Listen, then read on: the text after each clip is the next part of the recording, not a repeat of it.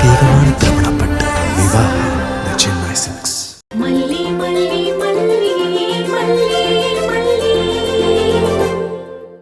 ஆனா ஒரு சின்ன விஷயம், வெளியில போறதை மட்டும் கொஞ்சம் அவாய்ட் பண்ணிட்டீங்கன்னா நல்லா இருக்கும். சண்டே ஏதாவது அவுட்டிங் பிளான் பண்ணிருப்பீங்க, பட் இந்த வீக் மட்டும் கொஞ்சம் கோஆபரேட் பண்ணுங்க, ஓகேவா? சார் நீங்க எங்கேயும் கிளம்பிட்டீங்களா என்ன? இல்ல மேம், ஜஸ்ட் ரெஃப்ரெஷ் ஆகி வந்தா அவ்வளவுதான். மேம் நீங்க பேசிட்டு இருங்க, நான் உங்களுக்கு குடிக்க ஏதாவது கொண்டு வரேன். இத வரேன், வா.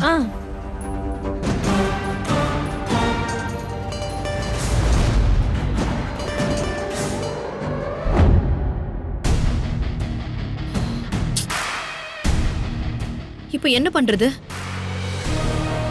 பேசாம ஆரஞ்சு ஜூஸ் போட்டு கொடுத்துருவோம், அதான் ஈஸி. எனக்கும் அதான் பண்ண தெரியும்.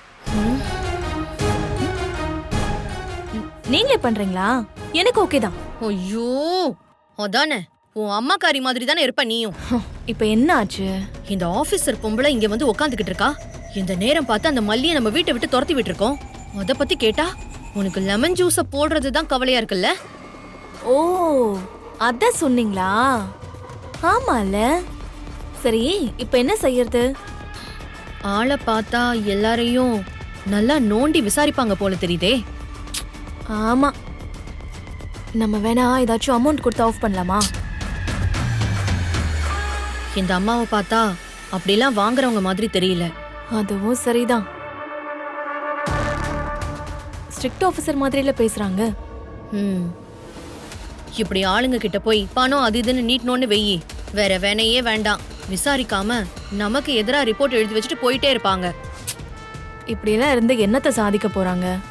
நேர்மையின் சிகரம் நீதியின் உயரம்னு இந்த அம்மாவுக்கு என்ன சிலைய வைக்க போறாங்க? தேவையில்லாம பேசாத. இப்ப என்ன செய்யணுங்கிறத யோசிப்போம். நீங்க யோசிங்க, எனக்கு வர்றத நான் செய்யறேன். ஜூஸ் ராஜுமா, நீங்க ஏதாவது குடிக்கிறதுக்கு கொண்டு வரேன்னு சொல்லிட்டீங்கல்ல, அதுக்குதான். ஷோ இவ்வளவு வச்சுக்கிட்டு கடவுளே.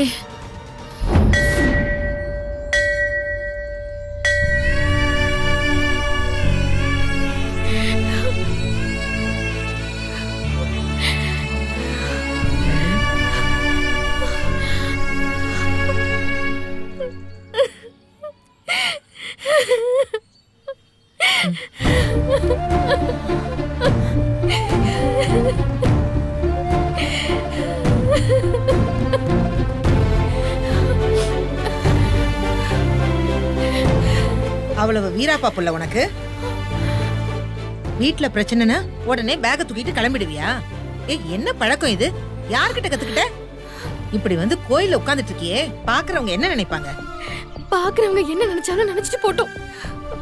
தயவு செஞ்சு எனக்கு நீங்க ஆறுதல் சொல்றேன்னு சொல்லிட்டு திரும்ப என்ன வீட்டுக்கு வான்னு சொல்லிடாதீங்க. நான் வரமாட்டேன். வீடுங்கிறது மனசுக்கு சந்தோஷம் தரணும். வீட்ல இருக்கிற செங்கல் சிமெண்ட் மாதிரி மனசுள்ளவங்க இருக்கிற இடம் நிச்சயம் வீடாவே இருக்க முடியாது. முட்டாள்தனமான வேலை பார்த்துட்டு இருக்க நீ. அத மட்டும் தான் நான் சொல்வேன். இப்படி நீ பேக தூக்கிட்டு வந்துட்டா அப்ப எல்லாமே சரியாயிடுமா புள்ள? விஜய் பொண்டாட்டி இப்படி பேக்கோட கோயில்ல வந்து அழுதுட்டு இருக்கான்னு புதுசா ஒரு பிரச்சனை தான் ஆகும். யார் சொல்றீங்க பெரியமா?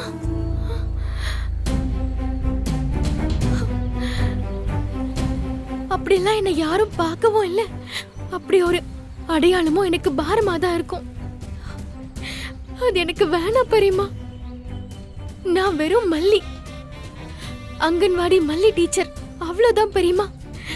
அது போதும்.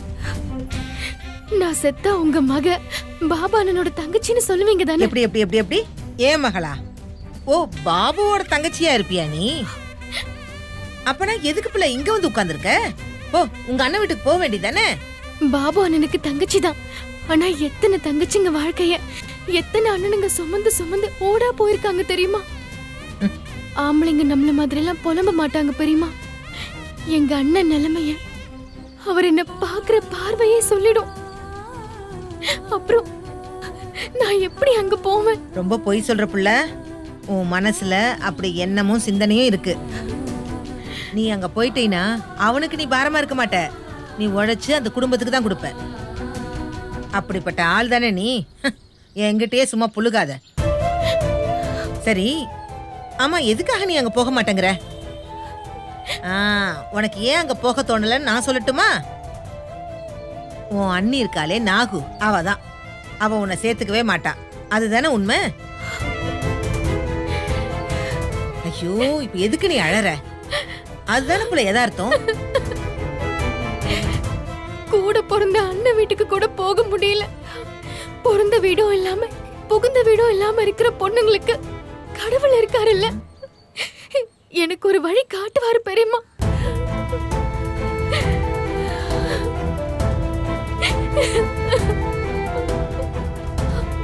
ஆனா நான் செத்தா விஜய் சார் கிட்ட ஒன்னே ஒண்ணு சொல்லிடுங்க. எனக்கு அவரை ரொம்ப பிடிக்கும், அவரை நான் ரொம்ப ரொம்ப மதிக்கிறேன்னு சொல்லிடுங்க.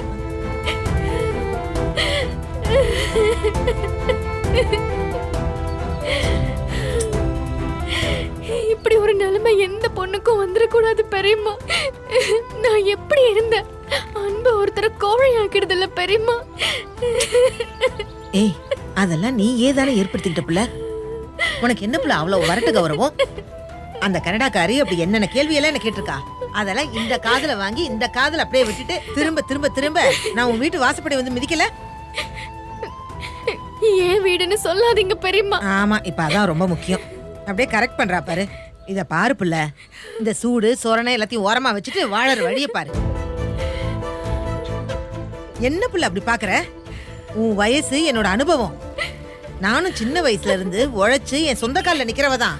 பொசுக்கு பொசுக்குன்னு கோவம் வரத்தான் செய்யும். ரோசத்தை எக்கச்சக்கமா ஒரு காலத்துல தூக்கிட்டு திரிஞ்சவதானா. இப்ப என் அனுபவத்துல சொல்றேன் புள்ள, அத எல்லாத்தையும் தூக்கிட்டு திரியறது நயா பைசாக்கு பிரயோஜனமே கிடையாது. அத நினைச்சு நீ வாழ்க்கையை தொலைச்சிடாத. ஐயோ, எனக்கு உன்னை நினைச்சா ரொம்ப பயமா இருக்கு. என் நெஞ்செல்லாம் அப்படியே படப்படப்படப்பட துடிக்குது. ஏன் பெரியம்மா செத்து போயிடுவீங்களா? வாயிலே அப்படியே போடுவேன். என்னைக்கும் அந்த தப்ப மட்டும் நான் செய்ய மாட்டேன். இப்ப கூட சாமி கிட்ட என் உயிரை வேணா எடுத்துக்கோன்னு சொல்லிட்டு தான் இருந்தேன். ஆனா அத நானா ஒரு போதும் எடுத்துக்க மாட்டேன். சாகிறதுக்கு 100 வழி இருக்கிறப்ப வாழறதுக்கு 1000 வழி இருக்கு.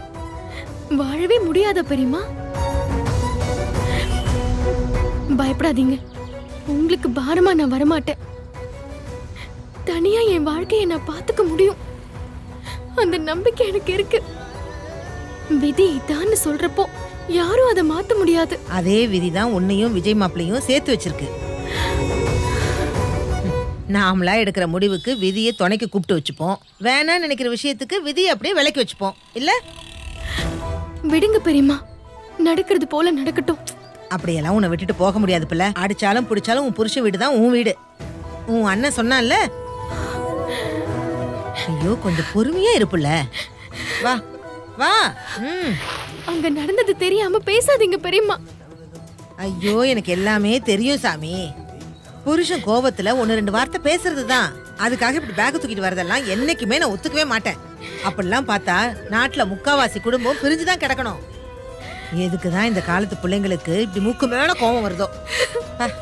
வீட்டுல பிரச்சனைங்க முன்ன பின்ன இருந்தாலும் பொம்பளைங்க கொஞ்சம் அனுசரிச்சு போனா தானே குடும்பத்தை கொண்டு போக முடியும்.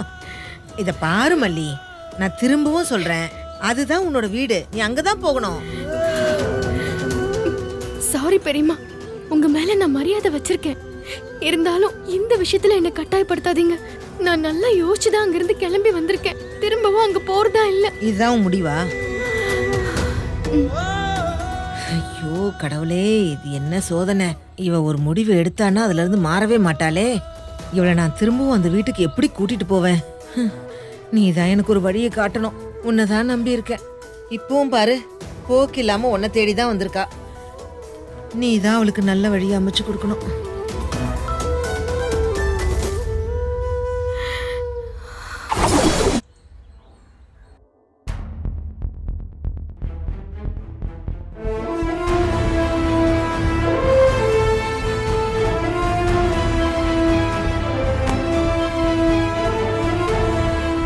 உங்களுக்கு கல்யாணம் ஆகி எவ்வளவு நாள் ஆகுது சார்? ஐ மீன், உங்களுக்கு செகண்ட் மேரேஜ் எப்போ ஆச்சுன்னு கேட்டேன். இப்போ 3.5 மாசம் ஆகுது. டாடா, இவங்க தான் உங்க டாட்டர் வெண்பாவா? ஆமா மேம். ஹலோ வெண்பா. வெண்பா குட்டி, வா வந்து உட்கார். உட்கார். மேடம் கோர்ட்ல இருந்து வந்திருக்காங்க வெண்பா. கோட்டா வெண்பா பயப்படாதம்மா, உனக்காக தான் நான் இங்க வந்திருக்கேன். ஆமா, உனக்கு உங்க அம்மாவை எவ்வளவு பிடிக்கும்? அந்த அம்மாவை கேக்கல, மல்லி அம்மாவை கேக்குறேன். எனக்கு மல்லியம்மா ரொம்ப பிடிக்கும். மல்லி அம்மா கூடவே இருந்துடுறியா? டாடியை ஏன் பாக்குற? நீ தான் சொல்லணும். உனக்கு இஷ்டம்னா நீ மல்லி அம்மா கூட இருக்கலாம், வேணானாலும் சொல்லிடு. உன்னோட டிசிஷன் தான் ஃபைனல். மல்லியம்மா கூட இருக்க மாட்டேன்னு யாருமே சொல்ல மாட்டாங்க. அவங்க ரொம்ப நல்லவங்க. அவங்க தானே நல்லா பாத்துப்பாங்க. எனக்காக என் மல்லியம்மா என்ன வேணா செய்வாங்க. இப்படி எல்லாம் சொல்ல சொன்னாங்களா? ஏன் அப்படி கேக்குறீங்க? இதுல உங்களுக்கு என்ன டவுட் மேடம்? டவுட் பண்ணி கேள்வி கேட்கறது தான் என்னோட வேலையே. நீ சொல்றா குட்டி. எனக்கு என் மல்லியம்மா ரொம்ப ரொம்ப பிடிக்கும். உங்களுக்கு ஒன்று தெரியுமா? அவங்கள கிளாஸ் ஃப்ரெண்ட்ஸு கூட ரொம்ப பிடிக்கும். எனக்கு அழகழகா ப்ராஜெக்ட் செய்ய சொல்லி கொடுப்பாங்க. ஸ்கூல் காம்படிஷனுக்கெல்லாம் என்னை ரெடி பண்ணி பார்ட்டிசிபேட் பண்ண என்னை என்கரேஜ் பண்ணுவாங்க. மல்லியம்மா வந்ததுக்கு அப்புறம் தான் நான் நிறைய ப்ரைஸ்லாம் வின் பண்ணியிருக்கேன். நான் வேணா எடுத்துட்டு வரட்டுமா? இல்ல இல்ல, இப்ப வேண்டாம், நான் அப்புறமா பாத்துக்கிறேன். ஆமா, உன் மல்லி அம்மா எங்க? எனக்கே அவங்கள பார்க்கணும் போல இருக்கே. மல்லியம்மா அவங்க நேத்து நைட்டு டாடா இருக்கார்ல, நேத்து என்ன? ஜூஸ் எடுத்துக்கோங்க. தேங்க்ஸ். வெண்பா குட்டி, இந்தா ஜூஸ் எடுத்துக்கோ. செல்லோ, நீ வேணா ரூமுக்கு போயிட்டு ஜூஸ் குடிச்சுக்கிட்டே அப்படியே ஹோம்வொர்க் பண்ணு. என்னங்க நீங்க? குழந்தை சண்டே கூட ரிலாக்ஸா இருக்க கூடாதா? என்ன பண்ண சொல்றீங்க மேடம்? ஸ்கூல்ல அது இதுன்னு ஹோம்வொர்க் மட்டுமே அவ்வளோ கொடுக்குறாங்க. பாவம் பசங்க இதுலயே பாதி ஸ்ட்ரெஸ் ஆயிடுறாங்க. இந்த காலத்து பசங்க நம்மள மாதிரி இல்ல மேடம், பயங்கர சுட்டிங்க. அவங்க தாட் ப்ராசஸே வேற மாதிரி இருக்கு. நம்மளை விட பல மடங்கு யோசிக்கிறாங்க. ஆமா ஆமா, அது என்னவோ வாஸ்தவம் தான். அவங்களுக்கு கொடுக்குற ப்ராஜெக்ட்ஸ்லாம் நமக்கு என்னன்னு கூட புரிய மாட்டேங்குது. மல்லியம்மாக்கு எல்லாமே புரியுமே. உன் மல்லியம்மா 12ஆம் கிளாஸே ஃபெயிலு, அவளுக்கு என்ன தெரியும்? சரி சரி, நீ போய் சீக்கிரமா ஹோம்வொர்க் பண்ணு. அப்புறம் நாளை காலையில ஹோம்வொர்க் பண்ணலன்னு அழுதுட்டு இருக்க கூடாது. போமா? ஏன் மேடம் குழந்தைய விரட்டுறீங்க? குழந்தைகிட்ட பேசுறதுக்கு தானே வந்திருக்கேன். அது இல்ல மேடம், குழந்தை நல்லா தான் பேசுவா. ஆனா அவளுக்கு இந்த போலீஸ் விசாரணை இதெல்லாம் அடிக்கடி பார்த்து பார்த்து கொஞ்சம் அலர்ஜி. பயத்துல நைட்டு தூங்க மாட்டானா பாத்துக்கோங்களேன். அதுக்கு தான் சொன்னேன். அப்படிலாம் ஒண்ணும் இல்லைங்க. நான் விசாரணைங்கிற பேர்ல மிரட்டவா போறேன்? ஜஸ்ட் குழந்தைகிட்ட பேசிட்டு இருக்க போறேன். நான் பாத்துக்கிறேன் மேடம்.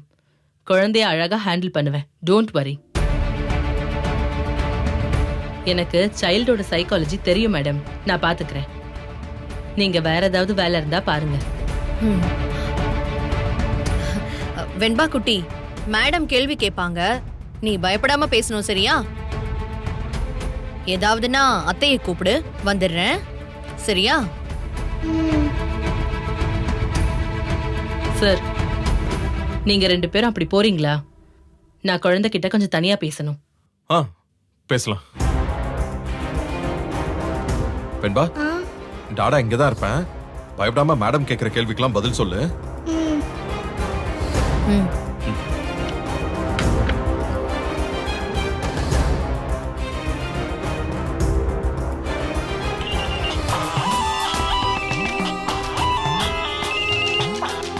வெண்பா குட்டி, ஒரு நிமிஷம் இருங்க, வந்துடுறேன்.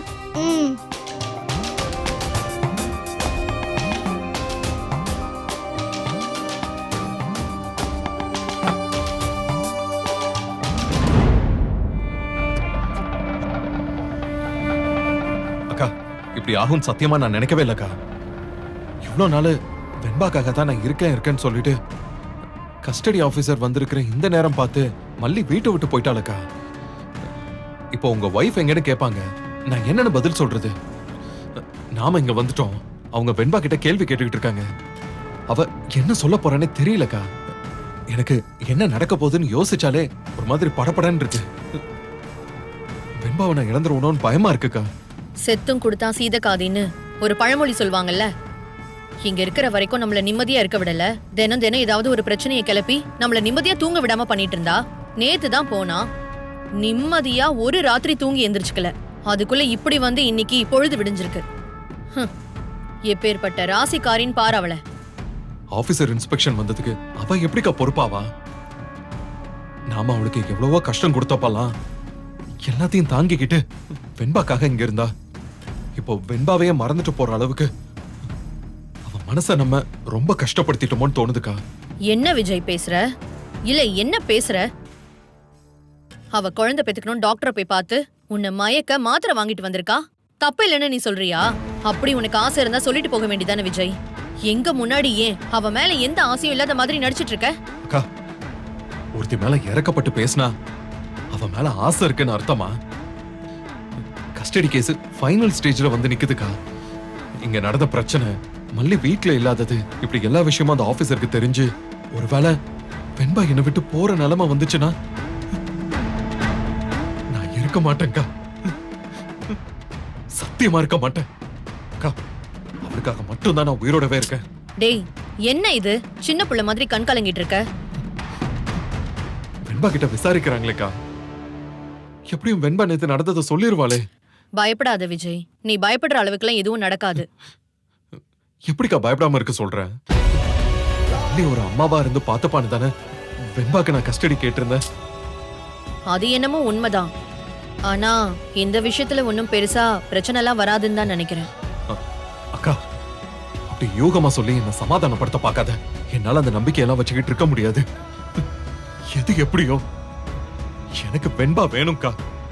ஏதாவது பண்ணி வெண்பாவை என் கூட இருக்க வைக்கா. இந்த அம்மாக்கு முன்னாடி நம்ம என்ன டீல் பேசினாலும் அது ஒர்க் அவுட் ஆகுமான்னு தெரியல. நானும் அந்த அம்மா உள்ள வந்ததுல இருந்தே என்ன பண்ணலாம் தான் யோசிச்சுட்டு இருக்கேன். ஆனா ஒன்னும் புடிப்பட மாட்டேங்குது. அக்கா, அப்படிலாம் சொல்லாதக்கா. இப்ப இருக்கிற டென்ஷன்ல எனக்கு மூளையை அப்படியே மறுத்து போன மாதிரி இருக்கு. என்ன செய்யறதுனே தெரியலக்கா. இதுக்கு மேல கோர்ட்டு கேஸ்ன்னு என்கிட்ட அலையறதுக்கு தெம்பு இல்லக்கா. வெண்பா வெண்பா இல்லாம என்னால ஒரு நாள் கூட இருக்க முடியாதுக்கா. நீ முதல்ல பதட்டப்படாத, நிதானமா யோசிப்போம், ஏதாவது ஒரு க்ளூ கிடைக்கும். வேற வழியே இல்லக்கா. மல்லி இப்ப இங்க வந்தாகணும். கஸ்டடி கேஸ் முடியற வரைக்கும் இங்க இருக்கணும்னு அவளுக்கு தெரியாதா? வெளியில போயிட்டா எப்படியும் வந்து கெஞ்சுவான்னு திட்டம் போட்டுதானே அவ பேக தூக்கிட்ட போயிருக்கா. இப்ப வாச்சும் அவ சுயரூபம் என்னன்னு நீ தெரிஞ்சுக்கோ. என்னமோ அவ பாவப்பட்டவ, அவளுக்கு ஒண்ணுமே தெரியாது நீ தான் நம்பிட்டு இருக்க. அவ ஜெகஜால கில்லாடியா வேலை செஞ்சுக்கிட்டு இருக்கா. அவ எப்படியும் இருக்கட்டும்க்கா. இப்ப அவ இங்க வரணும். ஆமாக்கா, அவ இங்க வந்தே ஆகணும். அது தவிர வேற வழியே இல்லை.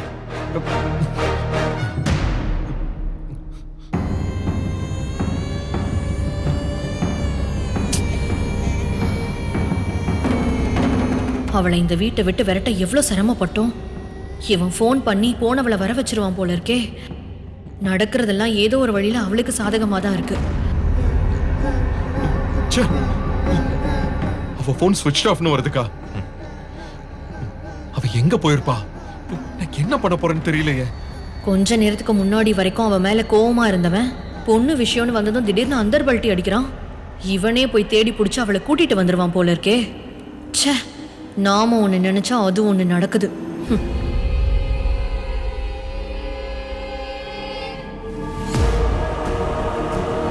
சாரிடா செல்லம், ஒரு எமர்ஜென்சி கால். சொல்லு வெண்பா, நேத்து மல்லிமான் ஏதோ சொல்ல வந்தியே.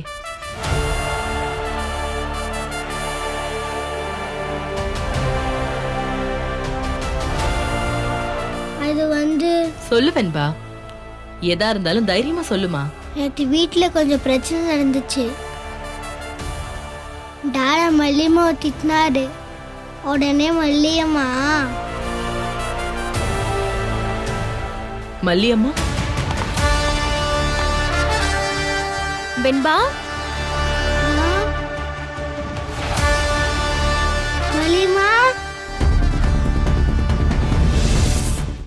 இன்னா